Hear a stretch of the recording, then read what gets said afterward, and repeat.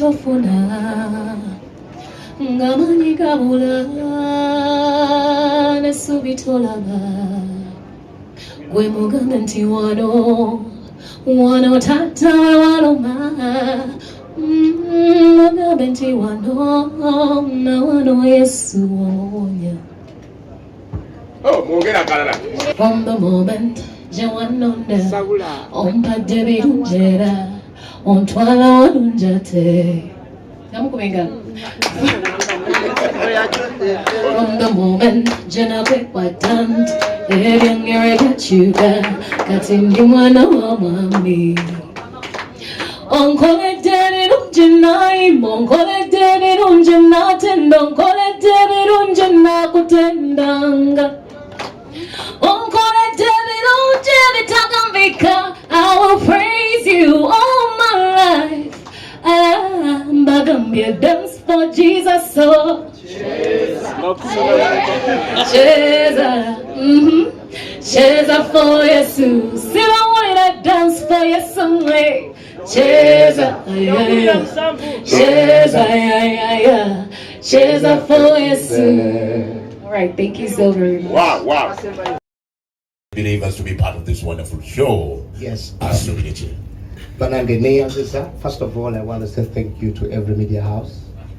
My sister just said it all. There is no amount of money that we can pay you that is equal to the services that you offer.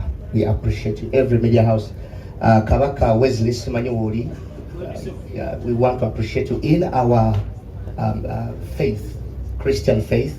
King Wesley has really done a great work. Gabbi, my heart rejoices. Thank you so much. Now, Mukuluza Mbali agambye twanaba yokusaba lukungana lwa kusinza tugenda kusinza naye mukama wakka. There are things you can never say it will not happen. Actually, the uniqueness about events where we call God, bw'omutegesi bubanga nawe ina kyewategekedde abantu ekiri specific, then that is not God. When God comes, the unexpected happen. When God comes down, let your tategese nkimanyi. Even my sister yet agafunika interview after the event because God is going to surprise her herself. It's such a good opportunity. So I want to thank you.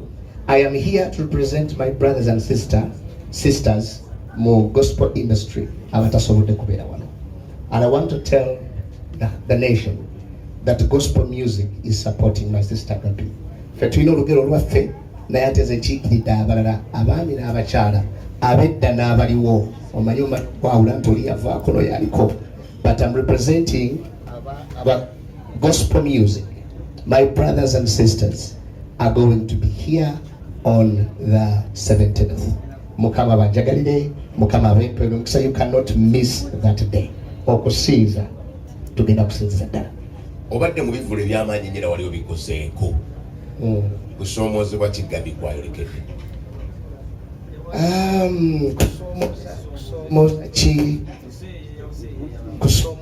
I think I call this a season of revival. Why do I call it a season of revival? In the past, ebyalinga ebizibu ebinene Mukama zaabijjawo. Era mulabi ng'alina ebibuuzo byaddamu ebimu ng'agezaako okwadressinga ebisoomooza nti ekibu kiba kyabalokole Abamisiri bakyewale, bwe kiba bakyabamisiri abakambeera maaso gegamba oyo si waffe, ebyo si byaffe. Naye neebaza Mukama, oyo si waffe, eyo mboozi yadda. I think that is in the past. When I see this, I think this is revival in the gospel music. So ekyalibadde ekisoomooza tukyogeranga the past. Edda abantu tebawagiranga gospel music, both secular guys ne Christian guys. Bw'obeera osanga abantu eyo tukuwagira gwe waffe banange bukola ekivulu ne batalabika. But I am proudly confident that that is in the past. Ebivulu ebibaddewo have proven this right. There is revival in the gospel music. So ekyalibadde ng'ekisoomooza neebaza Mukama tetuli mu kusaba kite kikyaliwo. I think this is victory already at hand. Yes. I'm now going to give the platform. Ndi mukwogera omanyi okwegodda kagodda kuli mu lulimi naye nga kale Sheraton kifo kya muwendo buli omu akimanyi byebifo ebimu ebiteetaaga nnyo kwogerera brand yezeeyogerera. Sheraton kifo kirungi era nkimanyi buli anajja ajja kubawulira bulungi okuba mu kifo muno era nga ali comfortable nga kwegamba nga ali awulira nti atuuse walina okubeera ekifo kigenda tulabirira tugenda beera ne security bulungi services zigenda kubeera mu ttindo so kyensinga okumanya nti the place gye twalondera ddala okuteekateeka kw'abantu okutuukiriza kwa mukama mukama ye yamanya tetusuubira tekigenda kusoboka nedda it's not because the show is being organized era abali musumba ayogedde tuli mu kusaba ne mukama alina orders ezize alina bwagamba nti kati wano njagala ndabe kino so ennyimba nnungi nnyo ze bayimba abamu nga nnungi ddala olimba oluwulira ne lunyuma naye si kuolwo nkuolwo bagenda bbamu bangi nnyo mu audience era nga nabo bazze nga gwe bozze nga banoonya mukama katonda ndowooza mukitegedde bulungi nkyebaliza nakyo nti kirabibwa abantu seetaaga kyogera nnyo naye nga sinze wabula amaanyi aga kristo yesu nange ng'omuntu osanga singa kusalawo kwange singa ndi mu birala nnyo naye amaanyi ag'omwami oyo si matono so naawe wonna wonna wooli ate nga ne gye muli mukama wakukuumidde munnange wakukuumidde wakuliisiza wakulabirira toweevumawo walungi ddala kubanga singa tolinaawo osanga ebintu byandibadde different so until the Lord tells you to move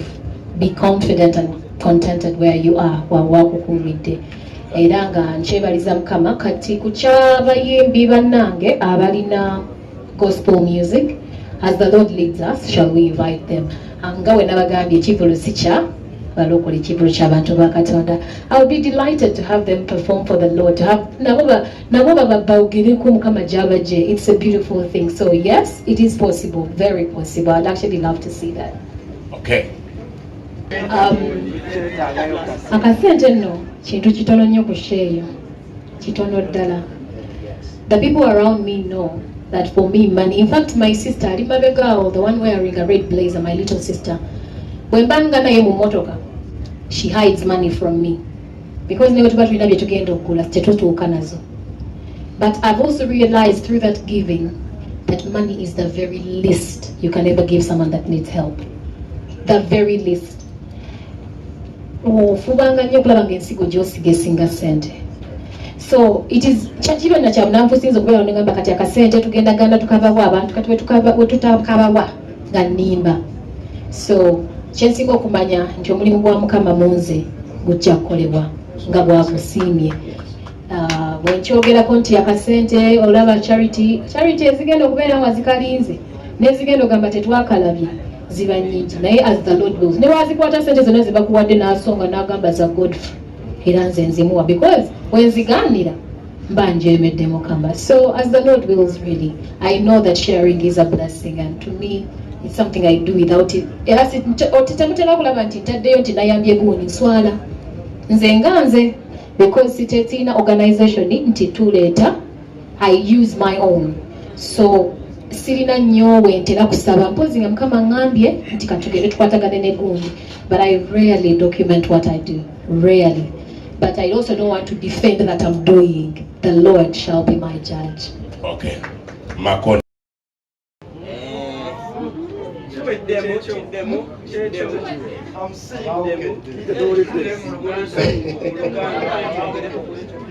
era mwagala yongereko bannange abamugedde tebategedde